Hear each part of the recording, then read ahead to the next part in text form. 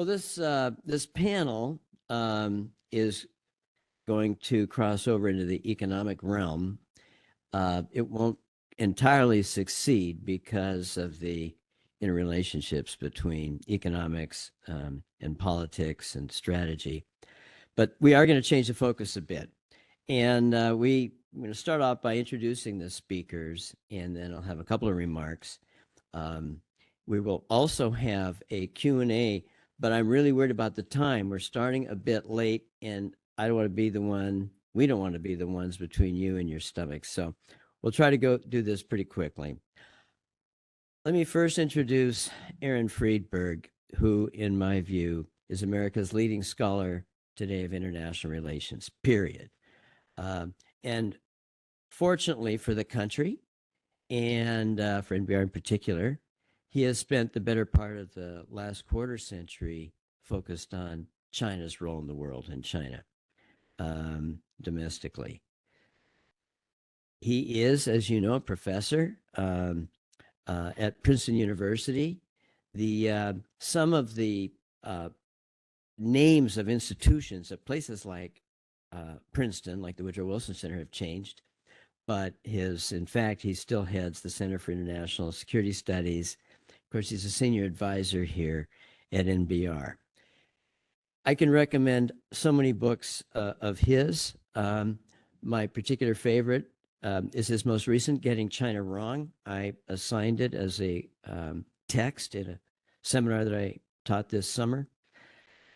You've got to read it if you want to comprehend kind of our history. How did we get China wrong? How did it all come about? And where are we today in China policy? Read Getting China Wrong. He also has looked at world leadership, and his book, The Weary Titan, looking at Britain, was his first major effort to understand world leadership. What's the role of the dominant power, the major power? How do things change? How does it affect the domestic affairs, including the decision-making of a weary titan, which perhaps America would fit in that title, that category today. So he Deputy Assistant Assistant for National Security for the Vice President of the United States, the first Kissinger Chair at the Woodrow Wilson Center. I could go on and on about Aaron. So thanks, Aaron, for joining us. And thanks for a quarter century of collaboration. Ulrike Schaede, we are so pleased to have her working with NBR the last 5 years or so. Just one of the top scholars today of Japan, contemporary Japan, comes at this and on this panel from a business and economics side, which is a really nice compliment in terms of her training. She also, as you can imagine, you can look at her resume. She's really fluent in 3 languages, and most Americans aren't. And she's not from here originally. 50 peer-reviewed articles, a number of books, one of them award-winning just a couple of years ago, called The Business Reinvention of Japan. Anyway, she is associate editor of the Journal of Japanese and International Economies, and she's been a visiting professor at UC Berkeley. I just happen to have a degree from that, although not the School of Business. And anyway, she's also taught at Harvard and Stanford. I don't acknowledge Stanford as a Berkeley guy. So now I want to move to Michael Wills, Executive Vice President NBR, and frankly, one of the best decisions I made in 30 years of developing NBR was hiring him almost a quarter century ago. He does everything. He can do anything. And he's a China specialist on top of it. His research, if you look at his resume, you'll see all these wonderful books that he's helped write, edit, and so on in our Strategic Asia series and others. It's extraordinary. So as a researcher, writer, administrator, CFO, there's nothing he can't do. So, Michael, thanks so much. And no one has more experience at NBR than he does that's relevant today. All right, now I want to get going here. You know, you try, the country's facing serious problems, and at times I get in trouble at home. I'll do, an interview on radio or TV or something, and we're talking about North Korean nukes, and I sound too happy, too positive, and of course this is a terrible thing that's happening. But I tell you, I'm getting older, and now she complains a little bit that I'm getting crankier in my old age. But I think the crankiness doesn't come from a change in personality as much as it does from my concern. You've heard me ask Congressman Smith a couple questions. My crankiness really comes from a concern that we really are at a difficult point in history. For those of you who are international relations and history buffs, you know that about every 100 years for the last few hundred, the world has had global conflagration. Whether you go back a couple 100 years, say to the Napoleonic era and England inevitably, eventually defeating Napoleon. But that was a global conflagration. Then 100 years later, we had a series of wars culminating in World Wars I and II. You had a weary Titan. You had Great Britain no longer capable of managing world affairs, deterring rising powers, whether Germany or Japan. And America, which had the wherewithal, was reluctant. Unlike what was said earlier in a little discussion, America didn't start World War II. America didn't attack anybody. In fact, we did our utmost to stay out of it. The problem with American policy in the 1930s was isolationism. We were the one power who could make a difference, and we chose not to, which was an invitation to those who therefore had opportunity, whether Germany in Europe and Japan, Japan in Asia. So today we're at another juncture. It's been 100 years roughly. America is not as powerful in relation to the world as it once was, but it is still the most powerful. It's not quite like Britain, the weary Titan. It is more powerful. It has more commitments, and it has a record of leadership that it can sustain, in my view. In any case, this period of great tumult, where the balance of power in many regions and globally is ambiguous, whether it be in the nuclear realm, as was discussed, or in various conventional realms. Because of that ambiguity, it's more worrisome. There's more arms races are more prevalent, and people are a little more hair trigger in their approach to crises. That was discussed in Evergreen, and thank you very much for raising some of those issues. Where are we exactly? It's ambiguous. In the economic realm, it's no less ambiguous. It's very complicated. And in fact, it's so darn complicated trying to muster policy, whether it's export controls or financial controls and so on. Very, very difficult. And it's a global issue. Okay, well, with that little introduction, what I'd like to do, I'm going to go take my seat over here. Is there a microphone over there?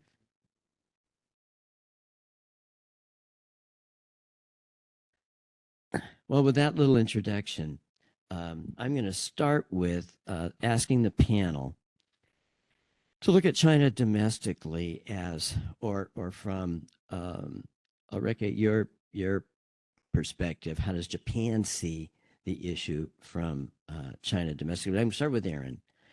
Aaron, as you look at China and you have so closely over the last quarter century and more, how do you assess the economic dimension of the overall China challenge? Well, first of all, Rich, thank you very much for inviting me here. It's really a pleasure. I think from a Chinese perspective, the economic dimension of their relationship with us and with the rest of the world is one more dimension of struggle, of their competition or rivalry with us, out of which they hope to emerge eventually as the world's dominant power. when China was growing 10% a year, people were busily doing the math and calculating the year at which China would overtake the United States in terms of the size of its total GDP. You hear less about that, not because it won't happen eventually, but because it will not happen soon. If I could say one, this is not a direct answer to your question, but it's I hope that it bears on the issue that you're raising. I think we are now engaged with China, we, the United States, and the other industrial democratic countries, in what I think of as a de-risking race. We're not decoupling. I don't think we are ever going to completely separate ourselves, but we're both busily trying to protect ourselves from the risks that we recognize arise from the very integrated global economy we've created. I think the Chinese side has always seen those risks and dangers. We have only just woken up to them. So we are busily trying to do some things to reduce our vulnerability, whereas China is well along in its efforts to insulate itself from the possibility that we might use economic interconnections to exert leverage over them. And in that context, I think from their perspective, in certain respects, the fact that we have now woken up to this and are doing things to, as I say, to limit our vulnerability has come too soon. I think from their perspective, it would have been better if we had stayed asleep at the switch for 10 years, another 10 years. So now they're faced with the necessity of dealing with us and competing with us where in a situation where we are vigorously trying to defend our interests. I don't think that's not a direct answer to your question, but I hope it's useful. It is. And historically, when the threat of war rises, nations tend to worry about and focus their policies on their domestic economies, protecting them, trying to outgrow the opposition. Even a democracy such as ours takes a while. Now, there may be a driven dictatorship that has been doing it for decades, but it is absolutely typical. And this is just a typical thing in history. When you get nervous, all of a sudden you start counting your factories and what can we do and what do we need? Ulrike, what is Japan? How does Japan see this? What are its companies doing? Give us the Japan perspective on this. Yes, first of all, thank you for the nice introduction. And I want to applaud the NBR Asia for doing what you're doing at a time when the universities are no longer training area studies people at the rate we should. We were talking about this right before. So thank you. So I have two answers, if I may. So the first thing is there's something going on in Northeast Asia that is largely overlooked in the United States because the US is not part of it. I would like to explain it. And then I would like to go into the Japan angle of this. So over the past 20, 30 years, there's a story about Japan having lost it, and we haven't looked because China is so glitzy and fun and Japan is so boring and old. But quietly but steadily, Japanese business has reinvented to move away from consumer end products upstream into the technology anchors of global supply chains.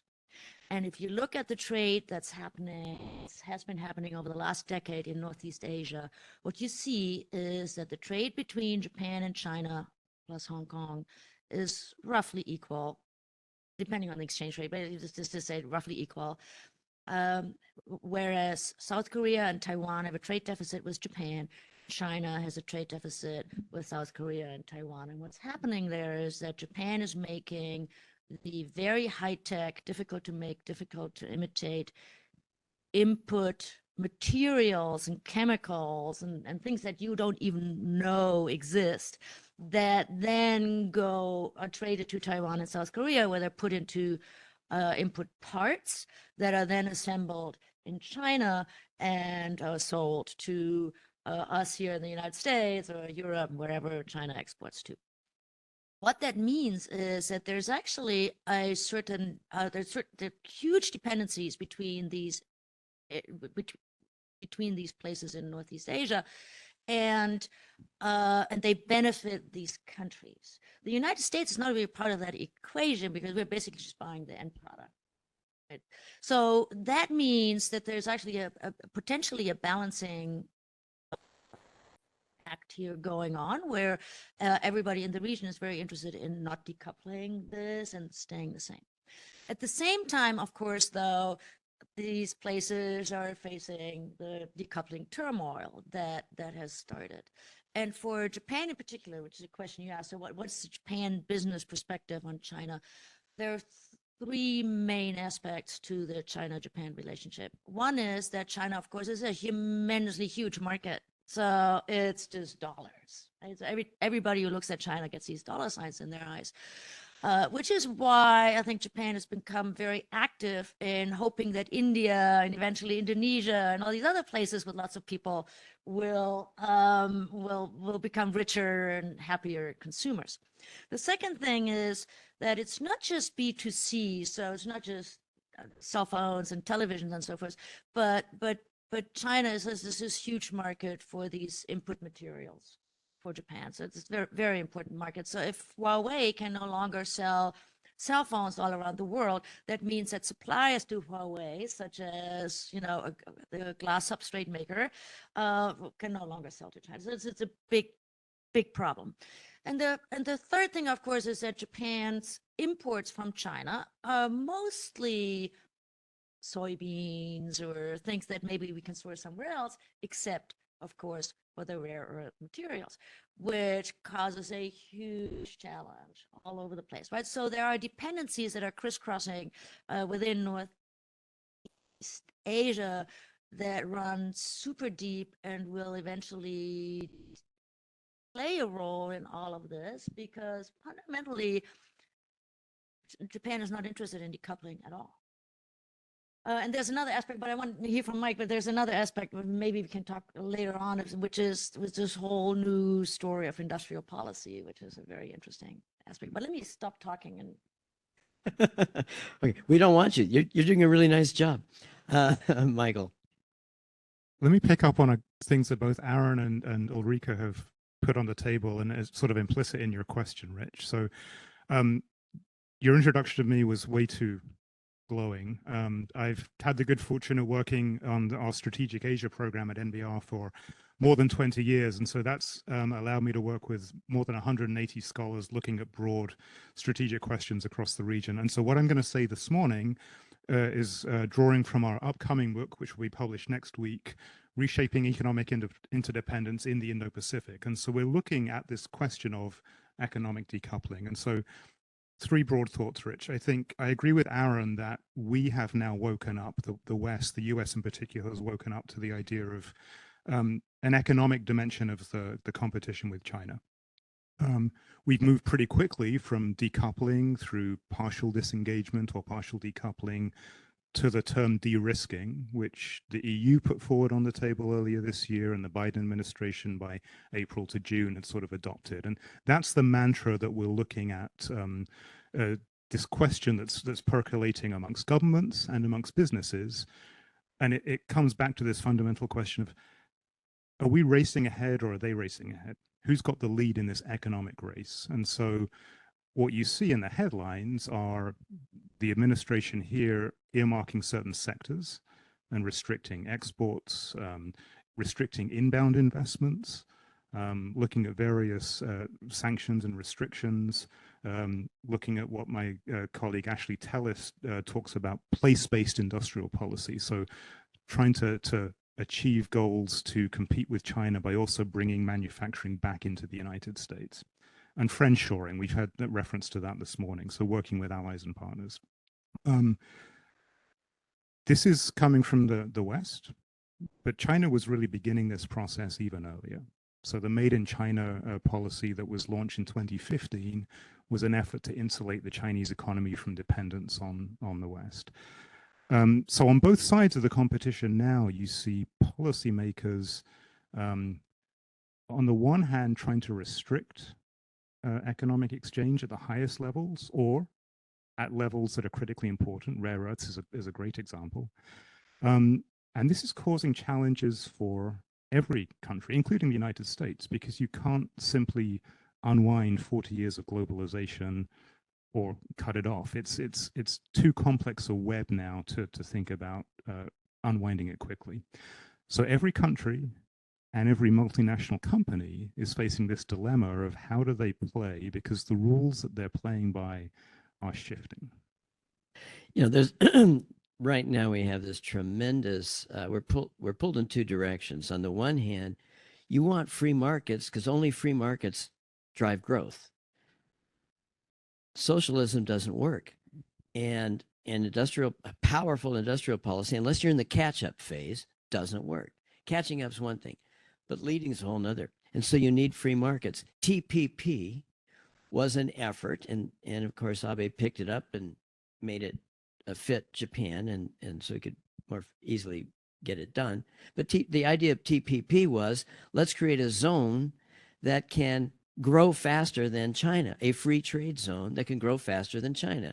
So there was kind of an economic warfare aspect of this where we're going to outgrow them. On the other hand, you're compelled to tamp down. You're getting your IP stolen. You're getting this and that, and you got to control things.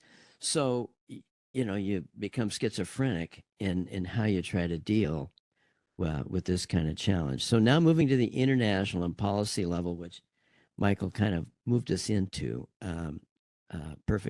Perfect segue there. Aaron, where do we go? Now we're at the international level. What do we do? How are we going to deal with the complexity of the kinds of interdependencies that Ulrike mentioned? What do we do?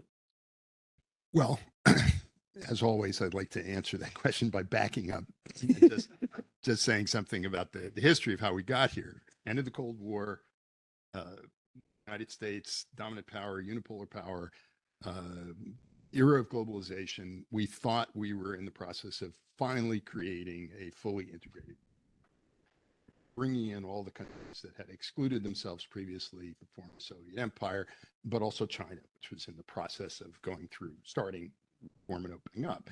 And the assumption was that as China was drawn into this integrated global economy, it would become more like us. It would pursue economic policies or adopt economic policies that increasingly resembled our own, and also that it would evolve. So we would end up in this happy. What we've recognized is that those things have not been happening, either in terms of China's economic policies or still less politically. So now we've got this big, aggressive country that's integrated into our economic system, but is not playing by its rules and is also threatening to us in various ways. So the question of what we're going to do about it is the one that we're wrestling with now. It seems to me that the de-risking process that we've referred to and this de-risking competition is probably going to turn out to be an intermediate between where we were or where we thought we were, where we are now, and where we are going. I suspect where we're going is to a global economy that is increasingly segmented along geopolitical lines. There are all kinds of problems with that, costs associated with it, but I think that's the direction in which we're going. One of the problems for us, for the United States, but also for our allies who continue to be committed in theory to the idea of free markets, free trade, and so on, is that we are being compelled, I think, to do things that we would prefer not to do, to intervene in markets in ways that we've generally sought to avoid several decades. That's a difficult process. It would be a difficult process regardless of who we were dealing with or how we were doing it. But we're dealing with a competitor who is trying to prevent us or discourage us from doing those things, to divide us one from the other, to take advantage of the divisions and debates within our society about how to proceed with these policies, to prolong a world in which China increasingly is closed and continues to pursue essentially mercantilist economic policies, but we remain open, committed to free policies. That's sort of where we are now, and we're painfully trying to adjust to that. I don't know what the outcome is going to be. It could be this segmentation that I referred to, a kind of free world economic system containing mostly democratic countries that trade more or less freely with one another, and China, on the other hand, excluded from that to a degree. But it may not be that. It could be a world in which we remain more or less open, and China is able to take advantage of that, but China becomes increasingly closed and creates an economic sphere, which includes some significant portion of the world's population, if not its economic output, and is closed off to us. I fear that that may be where. Ulrike? So I completely agree with you, Aaron. The United States has no track record of great industrial policy. I mean, academics disagree. Our economists, most economists in this country don't think it works. There are usually great programs with good labeling and good marketing that are made in DC, and by the time they trickle down to the states or the county levels, it's all over. There's no implementation. Japan, on the other hand, of course, invented the concept, right? So industrial policy is originally a Japanese word, sangyo seisaku, and we translated this. It was okay, yeah, this is what's happening there in Asia, far away. And so we're currently in this very strange moment where the United States launched an industrial policy program, even though we are really bad at it. And Japan is actually following our industrial policies, which makes no sense whatsoever. We should just follow the Japanese core competencies on this matter, right? If I may allow to say it so flippantly, but really there is something else happening in Northeast Asia that's actually kind of putting industrial policies to its strengths. And I think there's a scenario, by the way, where Japan could end up being the biggest winner in this on the economic side, on the business side, because traditionally, historically, Japan has produced, everything within Japan and then exported out of Japan. This is in the 70s and 80s and 90s when we had a trade war with Japan. That is, there's a tacit knowledge and also the industrial base to have the entire supply chain for a semiconductor or for a car or, whatever product you want to think of domestically within Japan. The United States no longer has that. So if we were to decouple completely, the worst case scenario, there's actually, I think, a vision out there that would suit Japan reasonably well, or more than any other. Possibly Germany could do it as well. So Europe might be okay, but the U.S. is not. Right? So for us, we're actually in a kind of precarious situation here because decoupling really would not work for the. And so I think our industrial policy understanding would have to be refined a little bit to make sure that we're not ending up without the capacity and the capability to actually do what we need to do. Yeah, Michael. I agree with both. I mean, you're talking about a range of possibilities here. Do we revert to the globalized world? And I don't see any plausible way to achieve that. I mean, if I look at the sentiment within both parties here in the States right now, there's no constituency that's promoting free trade or continued economic liberalization. So that world that we've seen from the 1980s until the last 2, 3, 4 years is ending. And so I think the question then becomes, well, what form of de-risking decoupling do we end up with?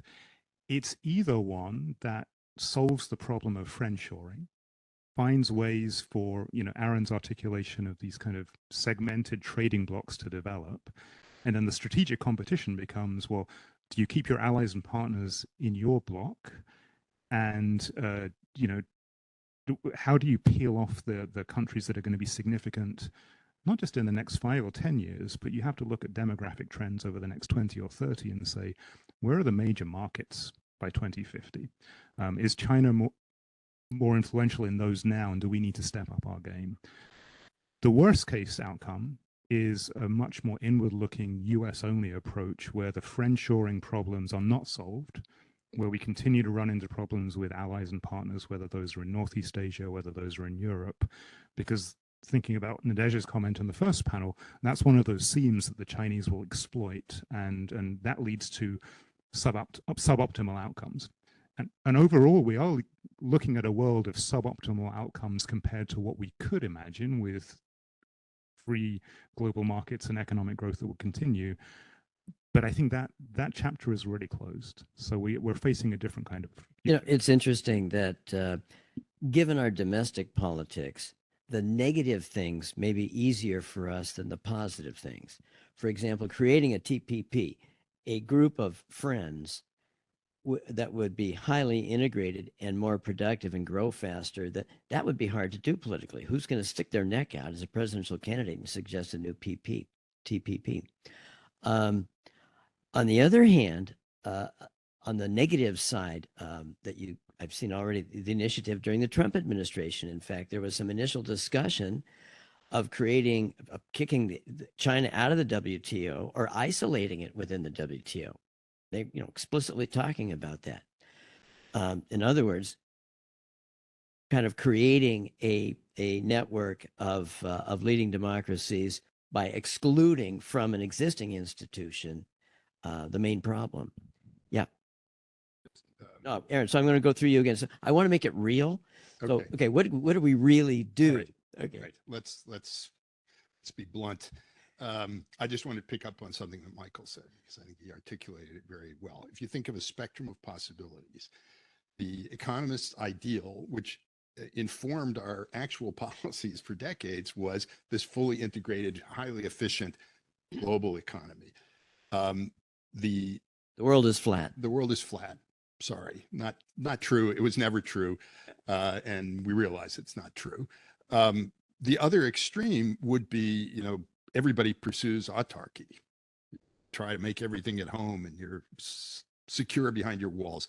Well, we know that that's not possible, and it would be a disaster to pursue that. So, in my view, the question is, what forms of, again, groupings, if it's not going to be all integrated, and we don't want it to be just everyone on their own island. So what are the groupings going to look like? And there are a number of possibilities. One would be regionally integrated economies. I think that would suit China pretty well. And I think some of what they're doing is aimed at trying to create among other things, a regionally integrated economy in which they would be the center and most powerful player, but also a chunk of the global South that would be more integrated, but which would also have as its hub China. I think that may be the vision towards which they're aiming. I think the alternative to that should be what I like to call value-based blocks. I'm still trying to sell this idea, but get too many takers. And that would be, as I said, recreating a free world economic system that would have as its core the advanced industrial democracies, which happens still to account for around 50% of global output. It may be a little higher, it depends on who you count, but which would also be open to the extent possible, to developing countries, which need markets and need access to our economy, but which would have barriers that would separate it from the economies of a relatively small group of countries, which don't share our values, don't operate their economies according to free market principles. I think that's what we should be aiming for. It's a second best, maybe it's a third best alternative, but it's probably the best we can aim for, we can hope for. There are many obstacles to it, but one, and here again, I wanted to just emphasize something that others have said, is the current allergy in this country to anything that resembles a free trade agreement. And I understand the reasons for that, but a lot of the problems with pursuing that objective had to do with not the principle, but the people with whom we were pursuing it who didn't actually adhere to or believe in those principles, namely China in particular. So if you could imagine getting back to a system in which, as I said, the members of that subsystem would be mostly liberal democracies, I think that would be the best all around. But it's going to be extremely difficult, actually, to do that for economic reasons, for political reasons, and China in particular really doesn't want that. I think the one thing they fear most is that we will start to cooperate more closely with our traditional allies and partners on these economic issues. That's the thing that they really fear and would like to prevent. Ulrike? Yes, I like that a lot. The value based. Let's sell that. I think it's a great idea.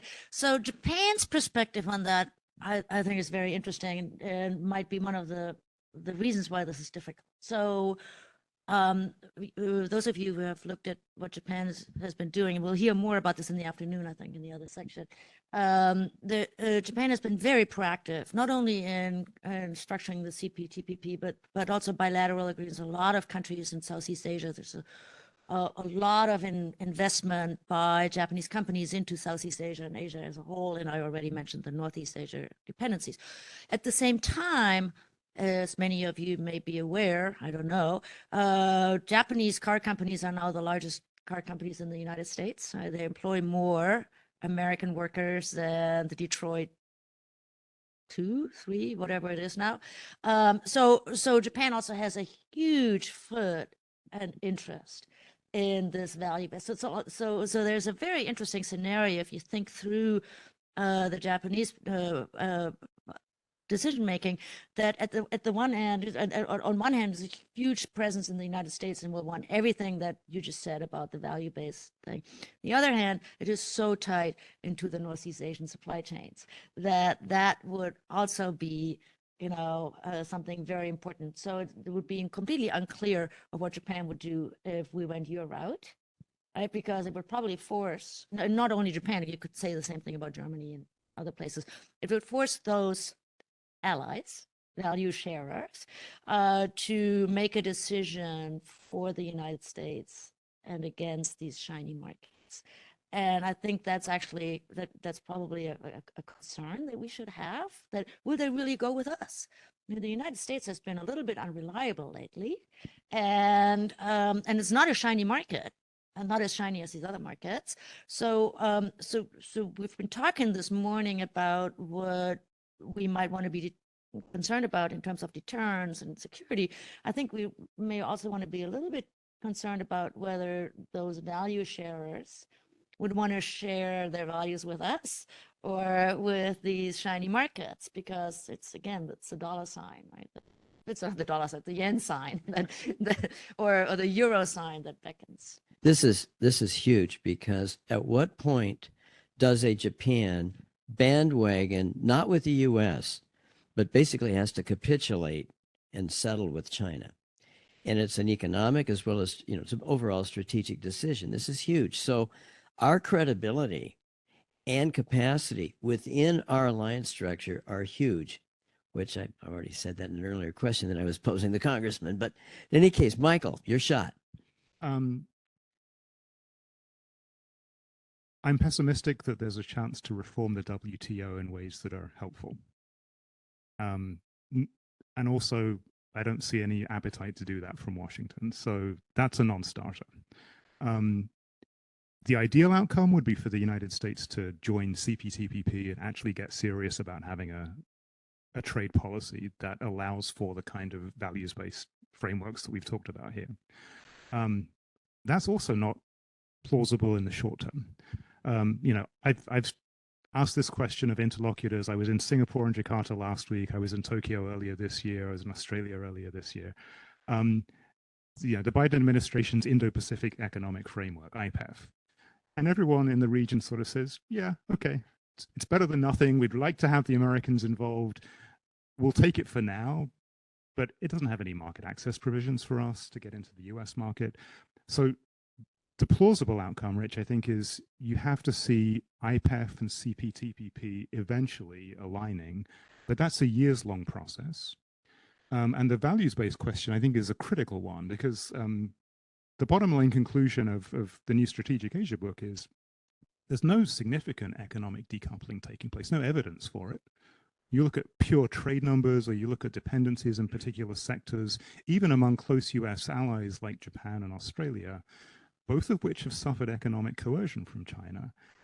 And individual firms within those countries are making calculations based partly on national interest, but primarily on commercial interest. And so to get to the positive outcome that we're talking about here, it's going to require really careful, nuanced work from policymakers to lead businesses to the decision that we'd like them to have, but they have to reach it on their own timeframes. And we're talking decades rather than short, sharp shocks. It would take extraordinary, in my view, presidential leadership only. It's the only possibility in the United States would be to have a fairly dramatic leadership out of the presidency. Okay, let's open this up on that positive note. Let's open this up. Questions. Apologies for taking a little longer, but Rich, great. if I could Oh, yes, Ulrike. Yes. said in response to Michael, Yeah. I think left ceteris paribus, everything else equal. I think players like Japan and Germany and so would of course much rather side with the United States. Right, so the ball is in the U.S. court. Right. So that's the good news. Right? But Jonathan set us up this morning was saying, okay, let's look into the future, and so what can we do to make sure that we keep control over how that ball is going over the net and coming back, right? And so I think there's some really good news. We haven't lost yet. so I just wanted to make sure that I don't get misunderstood that Japan's side was China and something. No. I mean, the economic interests of Japan are very clearly, and of course the security interests are very clear. And the two work hand in hand. This is the topic of this panel. Right. These two things go hand in hand more than we might think. Yeah. And so I think there's hope. Right. Well, so yeah, I mean, up until the 20th century, it was political economy. The economists were not over here, and those interested in politics over there. That was a 20th century phenomenon, and I think we're coming back to a more traditional understanding. Hey, who's at a microphone? Just please identify yourself. Okay. Allie? Allie Sowinski, Vice President for Research here at NBR. I wanted to pick up a little bit on something Michael just alluded to just now, and we heard a few other mentions of on the previous panel, which is kind of the interplay or the theme of how economic coercion and economic interdependence interact. So earlier, I think it was Elaine mentioned the THAAD case that the ROK has suffered in terms of economic retaliation from China for the THAAD battery being deployed. Brian mentioned what China has done to punish Australia. And of course, Japan is no stranger to China's use of economic coercion. So I'd be curious to hear from our panelists whether China is unique in deploying economic coercion, in kind of weaponizing economic interdependence and its abilities to kind of pull these levers with countries in the region. And if so, are some of the reactions that we're starting to see from groupings of countries, the G7 earlier this year released a statement and an initiative to counter economic coercion, and the EU has its own anti-coercion instrument bill that they're working to pass. What can the U.S. do to work with allies, partners, groups that share similar interests to kind of push back on some of this this tool that China has and really can deploy in ways that run counter to the interest that the U.S. has in trying to further work together with countries in the region? Well, that is a fantastic question. And I spent the early part of my career focused on it. And my first book was on the topic. China has, from the get-go, from the initial reforms starting in 78-9, consciously looked to create dependencies. And so there is so much subtle influence that comes just from the fact that, 50% of your exports may go to a country. That's an enormous dependency. And this was learned, there was a tremendous book written in World War II about how Germany created dependencies and utilized those dependencies with Austria and so on, those economic dependencies. So it's huge. It's part of Chinese strategy. They mean something in a subtle sense where you don't even have to sanction and threaten. You might just wink if they forget that they're so dependent on you. And other times they utilize the pressure.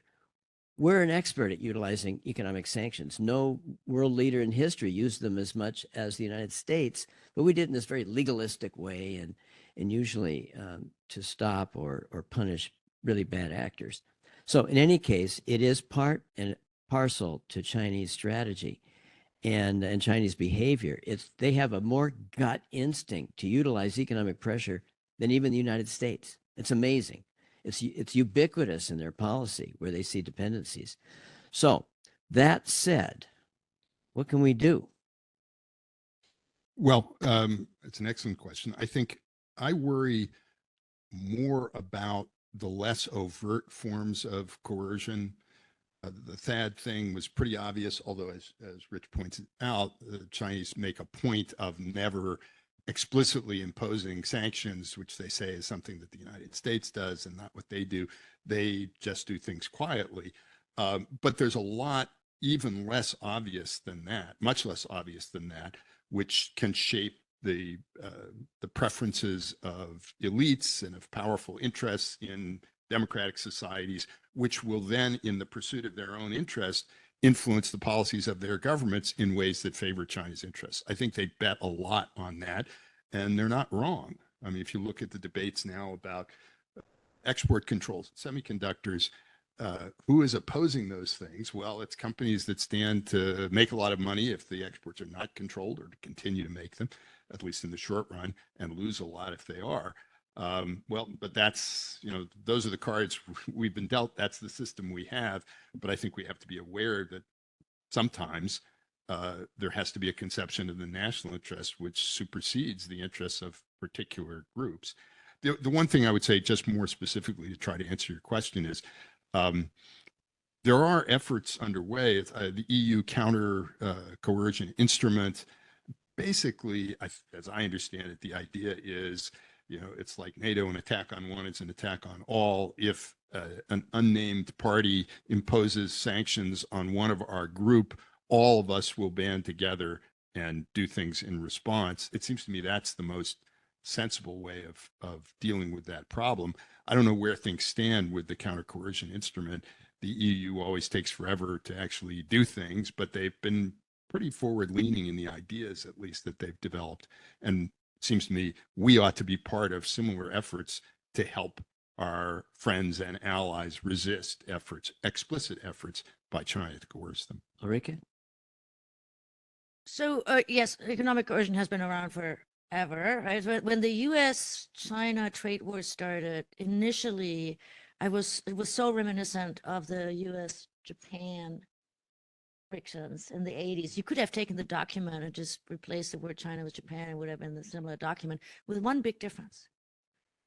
The U.S.-Japan thing in the 80s and 90s was never called a war. It was a trade dispute. Even in Japanese, it was boeki masatsu, which is not a war.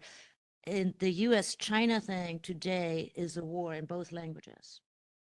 And so, and I'm making this point because I think things are becoming more belligerent, and that's the concern, right? So it's economic coercion has been around, but it's now bandied around like the big new, at a new level with a new vehemence that I'm actually quite concerned about. Because if you make a narrative out of that, the narratives become true eventually if you tell them long enough.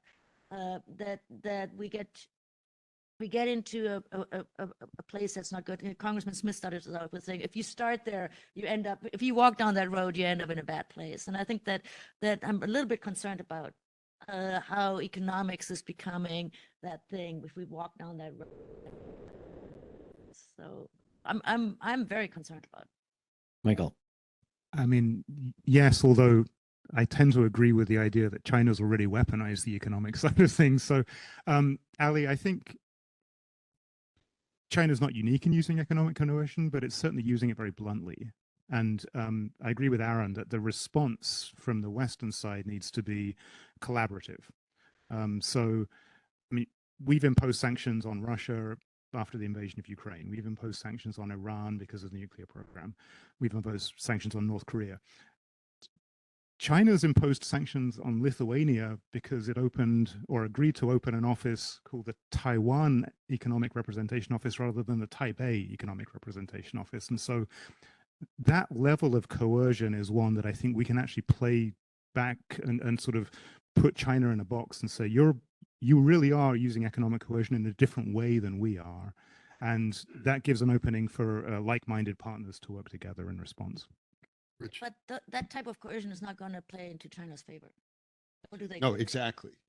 And that's the point I would make also. The blunter, the better, I think, from our point of view, because it calls attention China's doing. We saw, I think, some of this concern about excessive dependence on China for various products goes back to the COVID pandemic. So all of a sudden, people realized how dependent they were on a country which was, in fact, not friendly and might use those dependencies for its own purposes.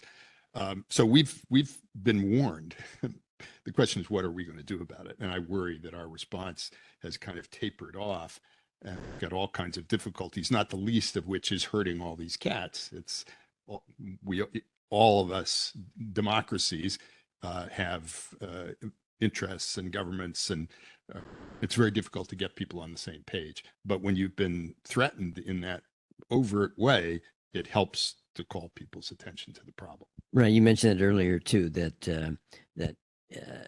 whether it was wolf warrior diplomacy or just Xi's demonstrations and verbiage that exemplify Chinese arrogance and ambition are counterproductive. One other thing that we got to remember, China has, when it approaches and sees opportunity for economic coercions, and mainly subtle, does not hesitate, for instance, to buy off the leadership of a country. And so you will see smaller, more vulnerable countries whose leaders, on the one hand, have to stand up for the national integrity of their country, but on the other hand, they're billionaires because of their relationship with China. And it's amazing how many billionaires now we have among dictators who, of course, have no business experience. But so it's a problem. So this is another dimension to economic coercion that we don't usually talk about. It's mainly an intel kind of thing, but we know it happens. Any more questions? Over here, yes. Yes, Tam Nguyen of the Rainier Institute for Foreign Affairs at the University of Washington. There's been talk at the panel about a value-based economy, and I wanted to sort of go into that a bit more. So the talk about values-based economies is that about democratic, liberal democratic countries. But in some ways, I feel that the Chinese government uses its own economic power as a sort of political tool almost. For instance, in Thailand, the allies of the military elite there have often used infrastructure projects funded with Chinese money as sort of justifications for voters. Before the Chinese established a naval base in Cambodia, they promised Hun Sen aid money, and in Myanmar they promised Min Aung, the current dictator of Myanmar, economic support. And so I'm wondering, in trying to create a values-based economy, doesn't Chinese penetration of the economy itself create a sort of crisis for the maintenance of these values that we're trying to build amongst all these nations? Yes, very much so. And in fact, if one of the values or the expression of those values is an open society, it means that we have vulnerabilities that arise as a result of the essence of our systems that unscrupulous actors can exploit. There's no perfect solution to that problem. I guess I would say it's not just poorer and weaker countries that are susceptible in that way. It's also the wealthiest, most advanced economies in the world, where you have, again, it may not be bribery, but you have influential people who run great big companies like ones that make my phone, that have extraordinary commitments and investments in China, and which exert a certain political influence, which they're perfectly entitled to do in our system.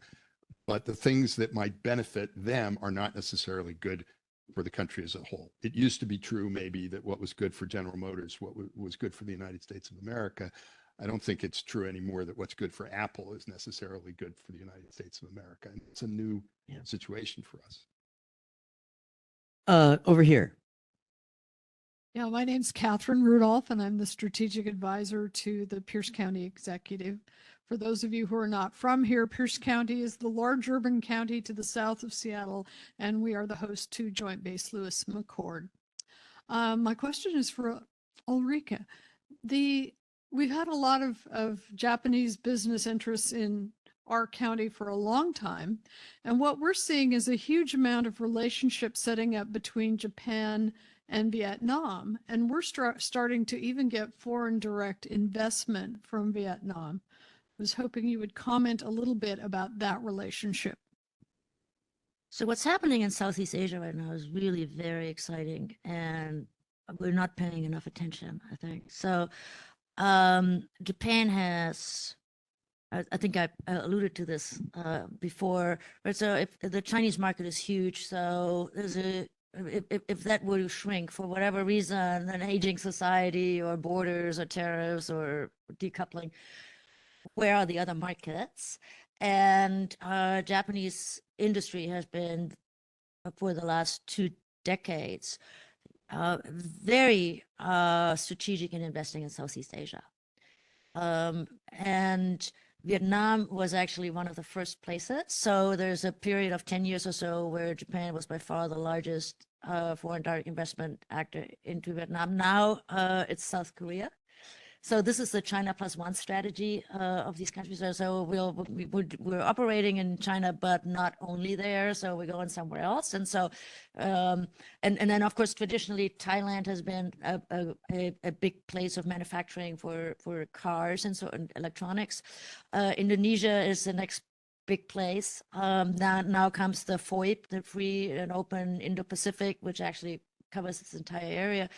And it's now coming back here, which is very interesting, right? So, so we're seeing the production of a global network, and it actually this goes to the previous question as well. What is an American company at this point, right? So most large companies now will talk about they are a global company that happens to be headquartered in the United States or headquartered in Japan or Switzerland or something, right? And because they are so global, they don't have loyalty to the country politics anymore.